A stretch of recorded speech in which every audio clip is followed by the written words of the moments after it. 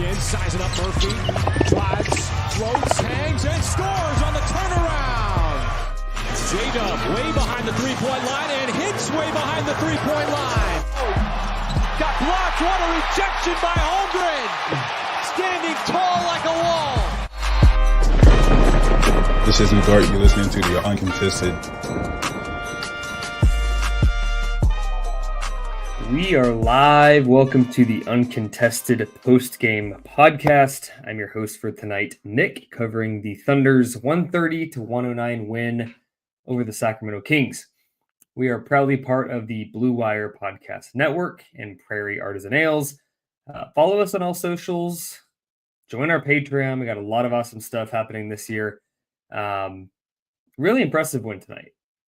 This is a team in the Kings that historically, I would say for the last couple of years, the Thunder has been largely better than. But for whatever reason, it's been tough to win in Sacramento. I think somebody tweeted out tonight, I've not done this research myself, the last time the Thunder had won in Sacramento was when Chris Paul was playing for the Thunder. So it's been a little bit, kind of been their kryptonite, even when the Thunder have been better than the Kings in recent seasons. They get the win tonight. A really impressive one. It was a weird game.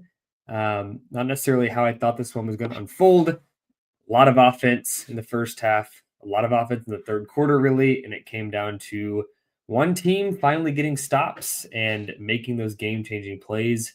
Tonight, it was the Thunder, and we'll break it down for you guys tonight. High-level takeaways. Four really big things for me.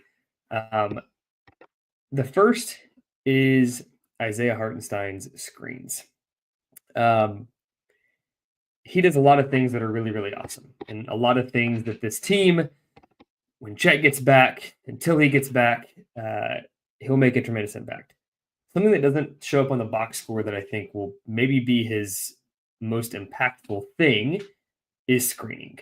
In the first quarter specifically, when Shai was getting hot, it was just Isaiah Hartenstein just getting guys open and screening guys and scheming guys into good looks. That's a wrinkle the Thunder has not had in a while. He was setting wide screens. He's a short roll threat with that little left-handed floater that he has.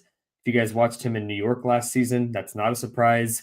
If it's your first time watching Hartenstein this past week or even in the preseason, like that is something he has in his bag. It's not a new thing. He has mastered that, and it's something that absolutely will continue. So just that piece of the offensive dynamic changes things. And I also think that like his ability to catch the top of the key, run dribble handoffs, in some interesting sets that like Chet Holmgren could probably do.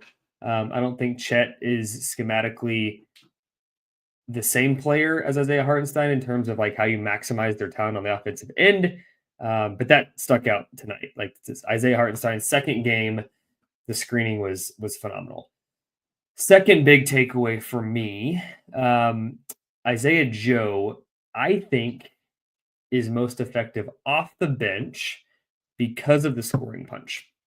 If you look at his numbers the last couple of years, it's kind of contradictory because like Shai's numbers and other guys' numbers playing alongside him in the starting lineup, even if he started, whether he started or not, like the numbers for Shai and others were off the charts next to Isaiah Joe because of the spacing he provides, the gravity that he demands.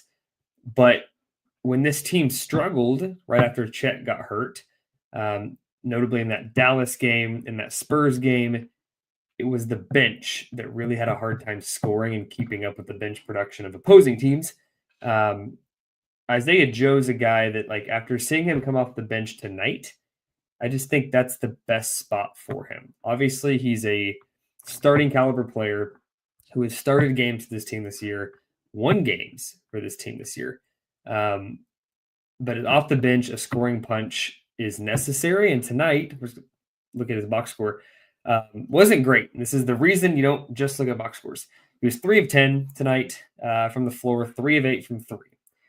But in the first quarter, he came out. I think he shot 4 threes in his first 4 minutes. He made 2 of his first 3, and that was the difference in Oklahoma City keeping up with the barrage of scoring early and getting buried, right? If Isaiah doesn't come in and give you that scoring punch, that quick 6 points, all of a sudden, instead of it being like a 2, 3, 4, 5-point differential in the first quarter, you may be down double digits. And so I think him coming off the bench makes a lot of sense. And that was something that I took away from tonight. Third big thing, Jaylin Williams, all-star campaign continues to get louder. There was a chance, like, when you look at teams historically, if you are a top seed in your conference, you have a high likelihood of taking 2 players to the All-Star game, if not 3. And the conversation coming into this season was like, obviously Shai, assuming he's healthy, is a lock to make the All-Star game. From there, the conversation was, is it Chet or is it J-Dub? I'd argue pre-Chet injury, I think he was the better player, the unicorn, the game changer. The on-off metrics were absurd. His advanced numbers are absurd. He probably was like the more likely to make the All-Star team of the two. J-Dub struggled a little bit early offensively.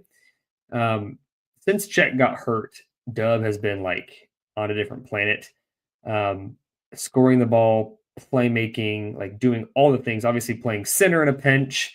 I think the Thunder, including the Golden State game before Hartenstein returned, if you include Golden State, it was 6 games that Dub had to play center. They went 3-3. Obviously, 3-3 is like not ideal for a team that right now is on pace to win 55, 60 games. But like staying afloat until Hartenstein got back in the rotation and Dub playing center and doing all the things he's done.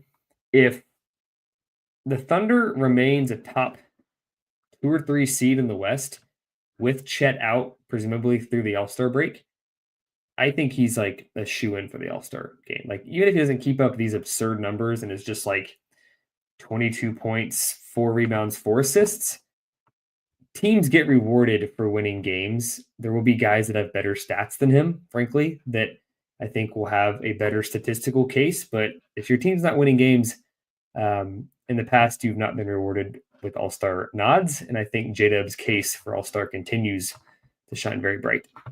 Last thing, the offense. Oklahoma City scored 130 points tonight. The defense was not great. I think a lot of that was like the Kings were making a lot of shots. They got Malik Monk back tonight. DeMar DeRozan, just like, doesn't matter how old he gets, that guy's going to just knock down mid-range jumpers all night long until he retires. In fact, if you look at, I'm pulling it up now, the Thunder, when you look at their possession-weighted defense, like defensive rating, they were a 112.4 defensive rating tonight, which is not great relative to this team being like a historic defense.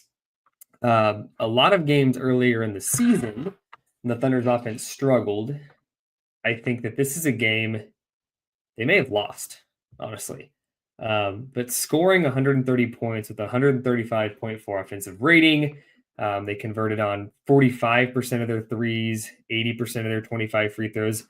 They won the free throw battle by 2, guys. That's a big deal. And then 55.8% of their 86 field goal attempts. Like, it's one of the better offensive showings this team has had.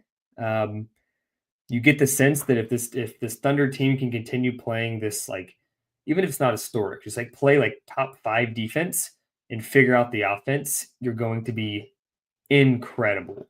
And tonight was like a small carrot of what the offense could be against a team in Sacramento that's not great defensively, but going into Sacramento and winning what was kind of a shootout until the game got away from the Kings is impressive nonetheless. So that's the big takeaways.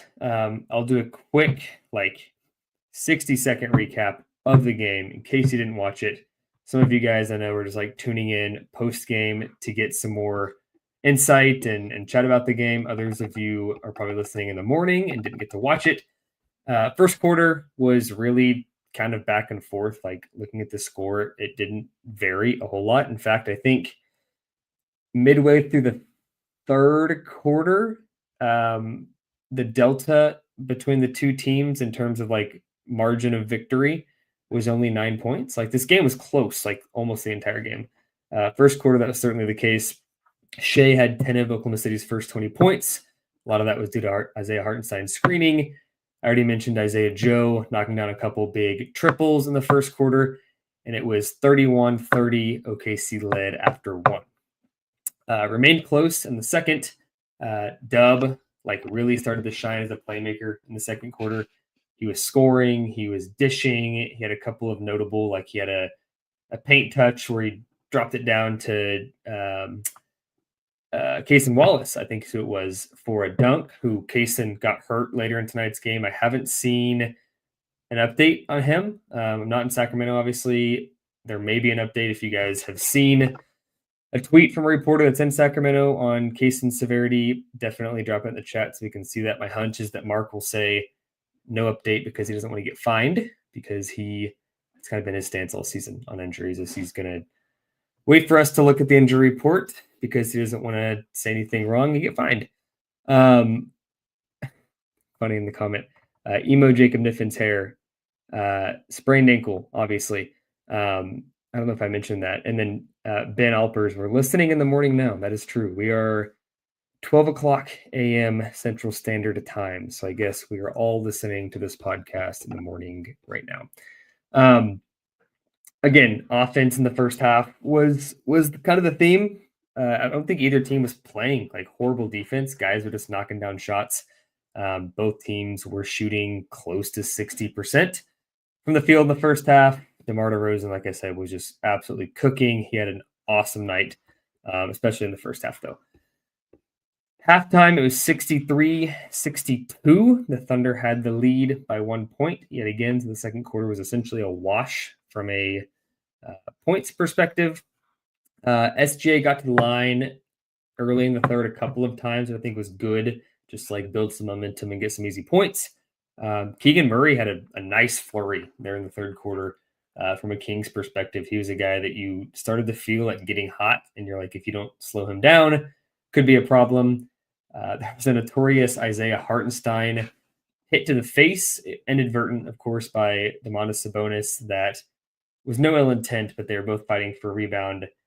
Hit Hartenstein kind of in the corner of the eye. If you're on social media, there's like pictures of him like bleeding on the side of his face. No foul was called. They reviewed it because of the blood, I assume. I never really got full clarification on that.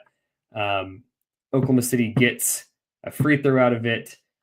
Game kind of remains close. It's a 7-point game, 85-78, with like 3.5 minutes left in the third. And then a quick little burst from OKC.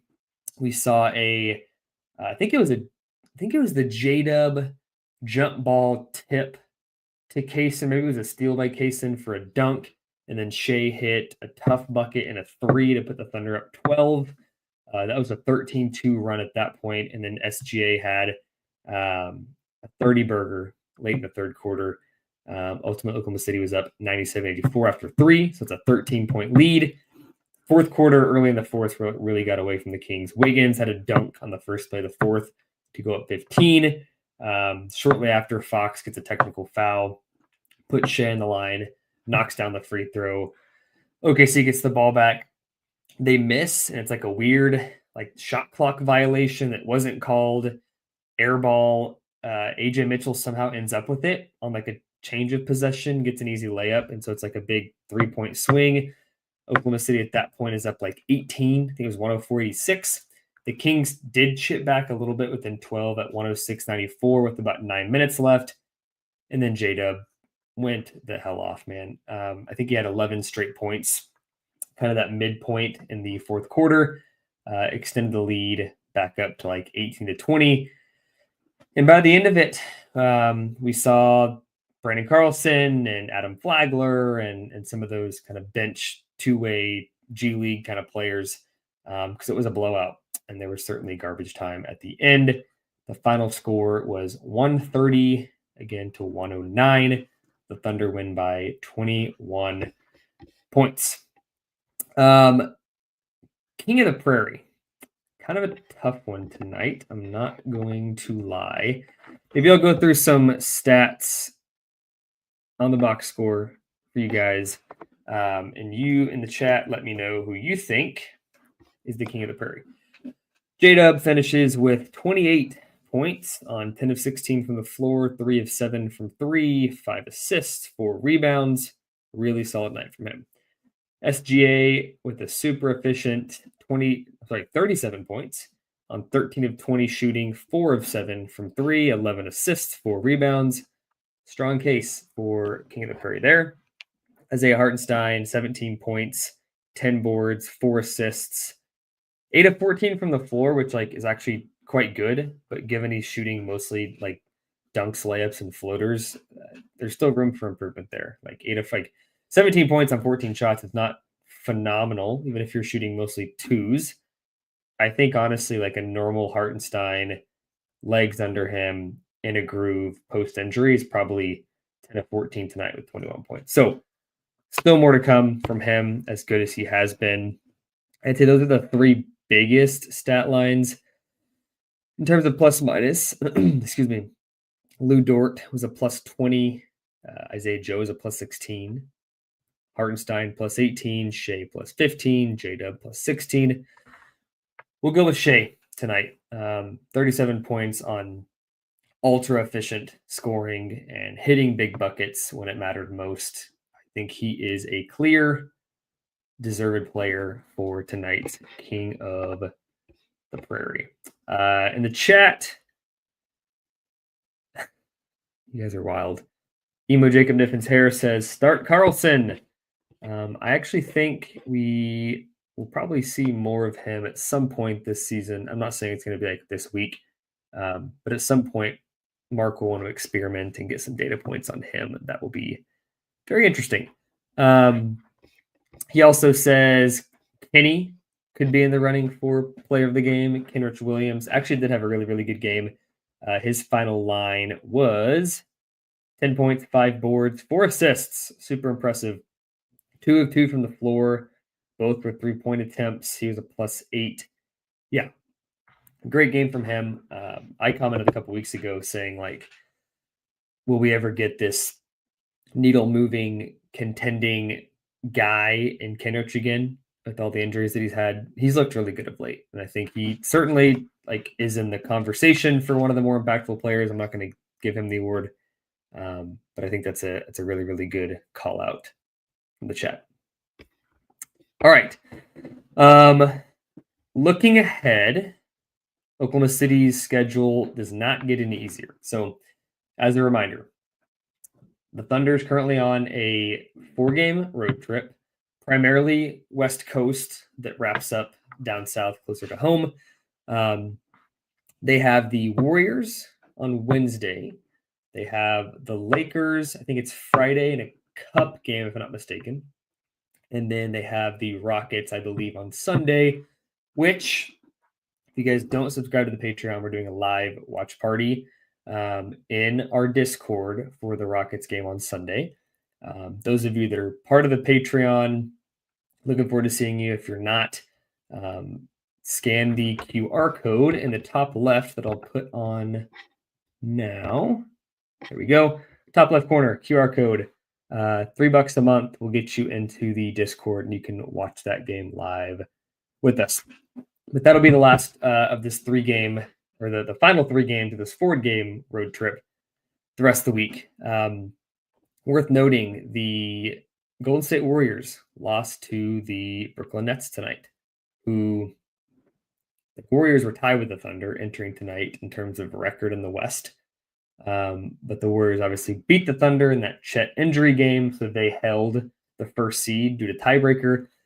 With the Thunder winning tonight, the Warriors losing, Oklahoma City's 13-4. The Warriors are 12-5, which puts the Thunder back in first place in the West. Not that it matters on November 16th who's leading the West.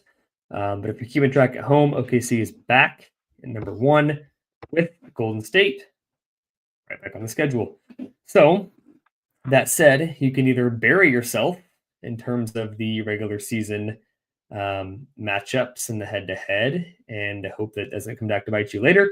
Or if Oklahoma City beats the Warriors on Wednesday, that's even more of a cushion. They'll continue to climb in terms of the games ahead in the standings. So that's a big one. Lakers, Friday. That's a cup game. As of right now, I'd say the Warriors or the Lakers probably pose the biggest threat in the NBA Cup to advance to the next round past group play.